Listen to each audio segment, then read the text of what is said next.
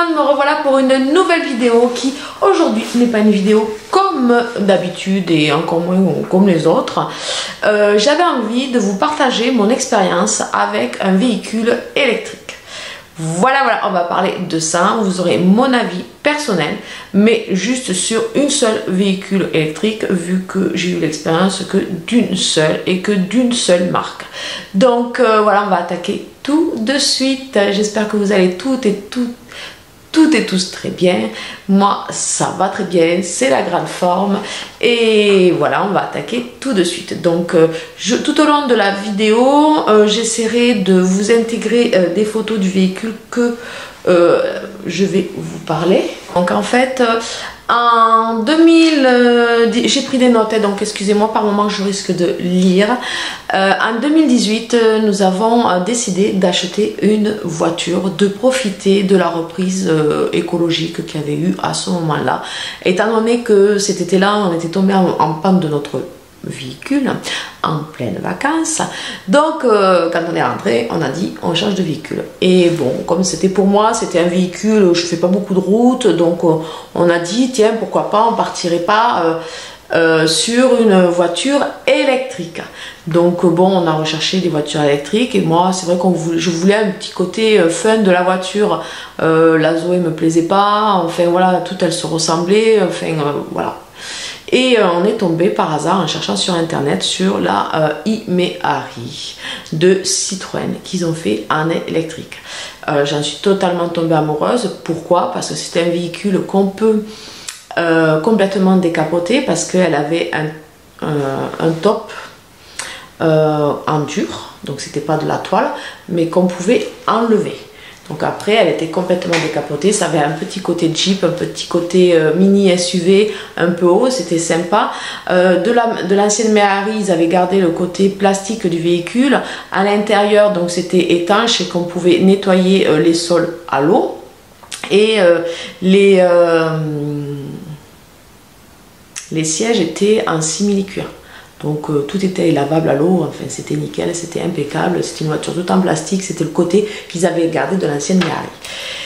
Et donc on part donc du coup sur ce véhicule qui me plaisait beaucoup, qui était très fun, donc je l'avais eu dans la couleur blanche. Donc voilà.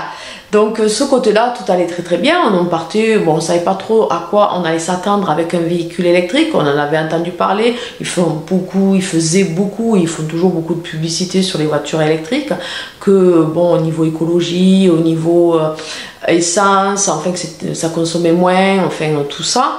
Et donc on a été séduit un peu par tout ce côté là. C'est vrai qu'après au niveau entretien, vous avez plus de vidange, vous avez plus beaucoup de choses au niveau de l'entretien du véhicule, hein. Il vous reste plus que quelques bricoles, les freins il vous reste, hein, il vous reste les pneus, voilà, à la base c'est vrai qu'au niveau de l'entretien du véhicule il y a beaucoup de choses qui sautent de ce côté là, voilà, c'est une évidence. C'est vrai que quand on va, il y a le côté propre de brancher son véhicule à une prise plutôt que d'aller aller à la pompe à essence et bon ben avec les pistolets à pompe, bon c'est toujours un peu sale, c'est jamais très agréable, enfin voilà quoi, ou c'est une contrainte des fois, parfois d'aller à la pompe à essence parce que bon on n'a pas forcément le temps ou on a oublié, et c'est vrai que ce côté là de brancher son véhicule à la maison c'est un petit point positif aussi quoi. Donc voilà de notre expérience, voilà pour le moment il n'y a que des points positifs a priori, voilà, qui nous ont beaucoup séduit sur l'achat de ce véhicule. Donc nous procédons à cet achat du véhicule et en fait au bout de quelques temps, nous avons acheté ce véhicule le 10 août 2018. Donc voilà, on l'achète, on la prend, nickel. C'était donc un véhicule avec, comment vous dire, on passe pas les vitesses, avec boîte automatique. Alors ça c'est génial, ça c'est vrai que j'avoue, moi c'était mon premier véhicule à boîte automatique. Alors ça c'était une découverte, hein. J'avais peur au départ, mais au final je m'y suis très bien faite. C'est vraiment super, la boîte automatique c'est super. On achète ce véhicule, mais seulement très vite on s'aperçoit que la pompe à eau de frein, donc la pompe à eau de chauffage fuit. Bien, premier problème, et ça c'était au bout de quelques semaines, voire un mois d'achat de véhicule. Bon, ça on a un peu les boules, bon, on le signale, on appelle la concession à laquelle on avait acheté le véhicule, et bon, ça met du temps, soit disant qu'il l'avait commandé, ça met du temps. Entre temps, on a les charnières du coffre qui se désaxent de leur logement.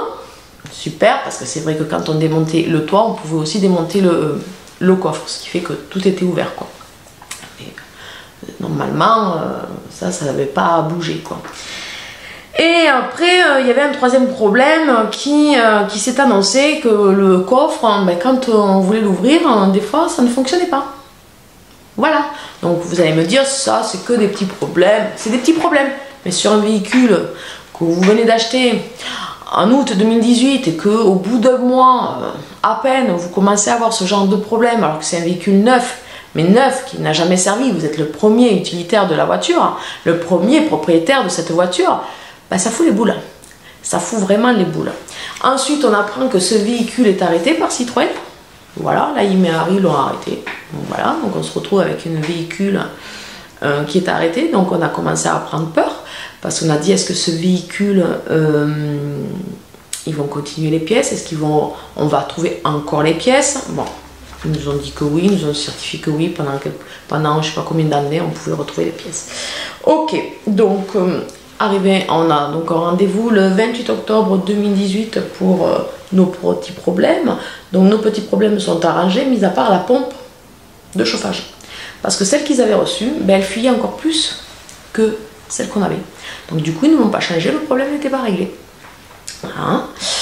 Voilà. Entre temps, les brides de protection des toits, qui, quand on les reposait, en fait, de l'habitacle, finissent par perdre la feutrine. Il y avait une feutrine qui protégeait entre le toit qui reposait sur les supports pour pouvoir refermer le toit du véhicule.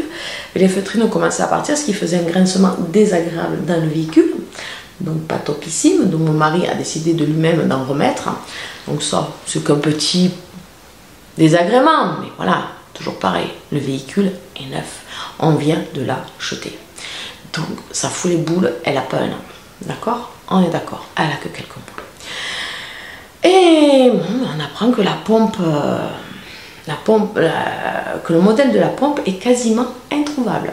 Génial, super, ça fait plaisir, donc on attend et on attend. Des mois passent, des mois passent, des mois passent. Et après une longue attente, mon mari a commencé à prendre les nerfs. Comment vous dire? Les nerfs.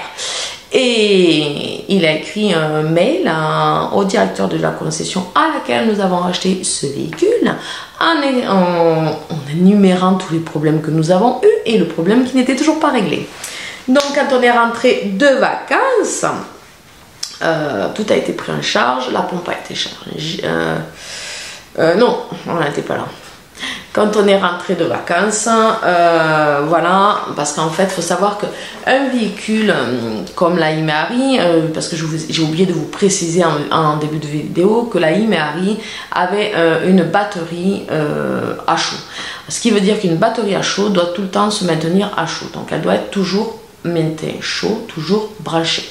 Donc quand vous partez, vous utilisez votre véhicule, vous vous arrêtez sur un parking, vous êtes censé rebrancher votre véhicule parce que elle dépense de l'énergie, elle dépense quand même un minimum.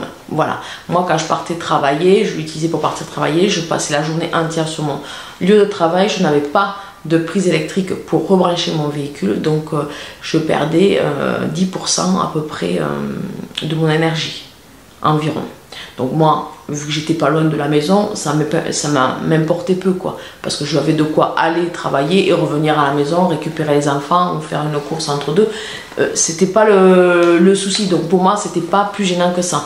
Là, dans laquelle où c'était quand même assez gênant, c'est que quand j'aurais voulu aller sur Toulouse, il aurait fallu absolument que je la branche à une prise, donc les prises qui font en ville, hein. Seulement là on s'est rendu compte que pour pouvoir bénéficier de ces prises là, c'est encore un abonnement, parce que la batterie déjà Bolloré qui est sur le véhicule, c'est déjà un abonnement qu'on paye 96 € par mois.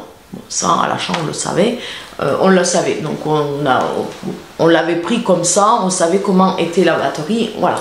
Mais c'est vrai que sur la longueur du temps, on s'est rendu compte que quand on voulait aller un peu plus loin, c'était un peu plus compliqué pour le retour, parce que on était trop limite pour pouvoir rentrer au niveau qu'elle consommait à l'arrêt. Et ça, c'est quand même un problème, voilà. Après, je pense qu'il y a d'autres. Après, c'est vrai que ces batteries-là sont reconnues comme garantie à vie, costaud. Voilà, donc voilà, au niveau des batteries, je crois que j'ai fait le tour, à peu près. Voilà, après, faut savoir que c'est une consommation, au niveau consommation électrique, honnêtement, nous, sur nos factures, on a vu nos factures électriques augmenter considérablement, variant de 100 à 150 € par mois de plus sur notre facture électrique. Donc c'est quand même considérable, alors qu'ils font des publicités en annonçant une économie par rapport à l'essence ou par rapport au diesel. Et honnêtement, nous on a, voilà, entre l'électricité dépensée à la maison, entre la batterie en location, honnêtement, c'était une voiture qui revenait très cher. Une voiture qui revenait très cher, rien qu'avec ça, sans compter que nous, on n'a jamais pris l'abonnement pour pouvoir se brancher sur les parkings en ville. Donc ces abonnements-là, parce que nous, on est à la campagne, donc on n'en avait pas forcément besoin, mais c'est vrai que quand on partait un peu loin, ça aurait été bien de l'avoir, effectivement. Et du coup, quand on partait un peu trop loin, je ne prenais pas ce véhicule, quoi. Parce que, voilà, de peur de ne pas pouvoir rentrer, voilà, si j'avais pas pu brancher le véhicule entre deux. Ensuite, avec ce véhicule, on s'est avéré que on a eu un problème en rentrant des vacances en 2019. Parce qu'en fait, c'est un véhicule, quand on part en vacances, que pendant une semaine, voire plusieurs jours, vous n'allez pas utiliser votre véhicule, vous pouvez la mettre en mode sommeil. Donc ce qui veut dire que pour la mettre en mode sommeil, il fallait qu'elle soit 100% chargée et puis faire une manip pour la mettre en mode sommeil. Et pendant ce temps-là, elle dormait, elle ne consommait pas d'électricité. Donc voilà, on était parti en vacances, on l'a mis en mode sommeil. Et au rebelote, quand on rentre, on refait un processus pour la remettre en éveil, un processus à suivre, chose qu'on avait faite. Et là, on a eu un problème. Là, le véhicule ne s'est pas réveillé comme il le fallait, pas du tout. On ne pouvait plus sortir la prise du véhicule, donc le véhicule ne fonctionnait pas, elle n'était pas chargée. Enfin bon, bref, rien n'allait. Donc dessus, c'était un dimanche, sachant les dégâts que pouvait causer une voiture comme ça si elle n'était pas branchée, était énorme sur la batterie. Donc on a appelé l'assistance pour faire remorquer le véhicule, et là on s'aperçoit qu'en fait que les petits concessionnaires à proximité de l'habitation ne connaissent rien au niveau de ce véhicule. Donc le lundi, ce véhicule est transporté dans la concession à laquelle on l'avait acheté, et la rebelote, on nous annonce que ce véhicule ne peut pas rester là parce qu'ils ne sont pas adaptés pour les batteries. Donc en fait, on s'aperçoit, une chose qu'on ne savait pas à l'achat, que les véhicules électriques, ils ne sont pas forcément adaptés pour travailler. Ils ne connaissent pas leur véhicule électrique, ils ne savent pas comment ça fonctionne, et là ils n'étaient pas aptes à travailler ou changer une batterie, parce qu'apparemment c'était la batterie auxiliaire qui était tombée en panne. Donc, et c'est le véhicule à ce moment-là qui avait à peine un an. Donc voilà, donc ça, faut savoir que quand même c'est un... Alors aussi, chose que je n'ai pas dite aussi en vidéo, parce qu'il y a tellement de choses à dire sur ce véhicule. C'est un véhicule qui était à la base tout en plastique, qui normalement devait pas peser lourd, mais en fait c'est un véhicule qui pesait très lourd, faisait 1 tonne, parce que toute la batterie de Bolloré sous le véhicule, elle prenait toute la surface du véhicule, et il y avait une batterie auxiliaire dans le coffre. Voilà, c'était un véhicule qui restait dans l'esprit de la Imehari. Il n'y avait pas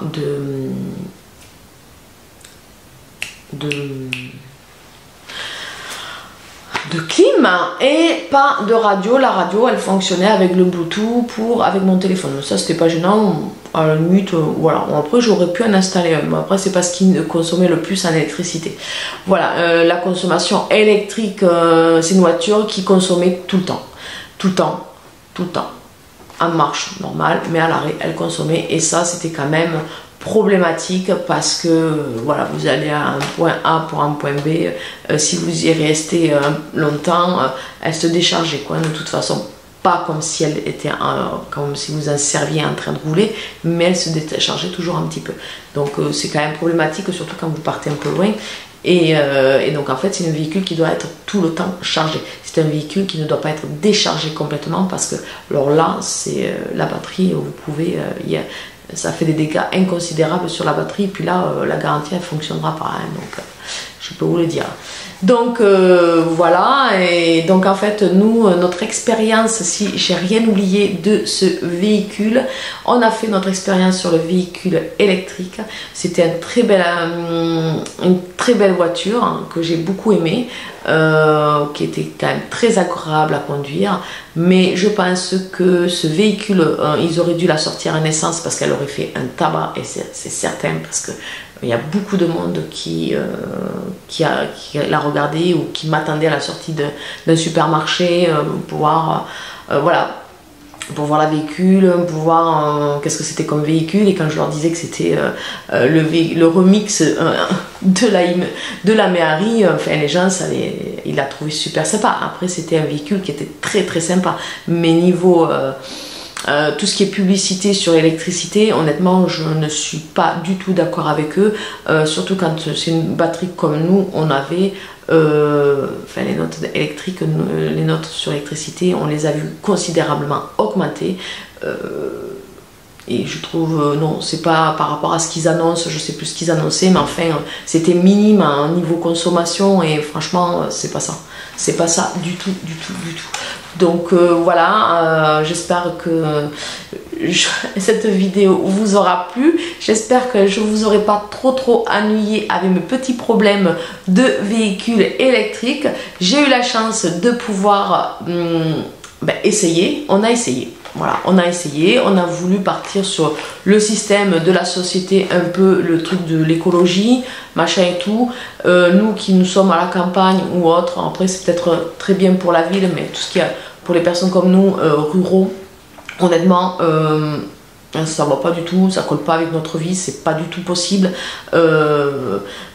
La consommation électrique elle est énormissime, donc l'écologie quelque part je sais pas trop où ils la trouvent par rapport à ces voitures électriques, parce que bon l'électricité, excusez-moi, mais pour la faire on pédale pas, hein, d'accord. Donc bon, moi je suis pas fan, on a essayé, c'est vrai, mais la morale de l'histoire c'est qu'on n'y reviendra pas. Moi je suis repartie sur une petite voiture essence et ça me va très bien. Donc voilà, j'espère que cette vidéo vous aura plu et que vous en aurez su un peu plus sur la voiture électrique. Après ce n'est que mon avis, ce n'est que mon partage sur une des voitures électriques, parce qu'il y en existe énormément. Vous avez un choix énorme, elles n'ont pas forcément toute la même batterie, mais celle-ci, ah oui, puis oui, mais oui, j'allais vous quitter, mais l'abonnement sur la batterie, parce que comme je vous ai dit, on payait un abonnement par mois sur la batterie qui était d'environ de 96 €. Mais quand on a vendu le véhicule qui était vendu à quand même un repreneur de véhicule, hein, voilà, hein, c'était pas un particulier, c'était un professionnel, hein, et bien les papiers ils les ont pas fait comme il faut. Nous avons vendu notre véhicule on est en 2020, on a vendu notre véhicule aux alentours de